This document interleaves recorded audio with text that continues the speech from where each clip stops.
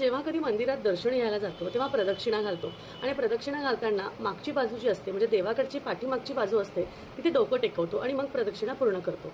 पण ही प्रदक्षिणा पूर्ण करण्यासाठी एक देवता आहे जिथे आपण कधीही पाठीमागून त्यांचं दर्शन घेऊ नये किंवा डोकं टेकवू नये असं म्हटलं जातं. ती कोणती देवता आहे? ती आहे गणपती देवता, गणेश देवता.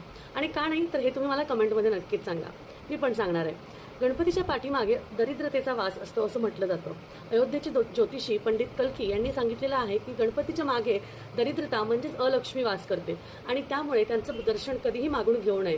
त्याचबरोबर त्यांच्या सोंडेवर धर्म या गोष्टींचा वास आहे, कानात स्तोत्रांचा वास आहे, गणपतीच्या वेगळ्या वेगळ्या भागांमध्ये वेगळ्या वेगळ्या देवी देवतांचा वास आहे.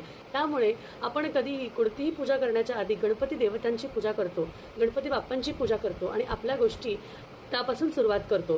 का आपण करायची गणपती देवतांची पूजा? तर सुख, समृद्धी, समाधान आपल्या घरी आणण्यासाठी, आपल्या आयुष्यात आणण्यासाठी. त्यामुळे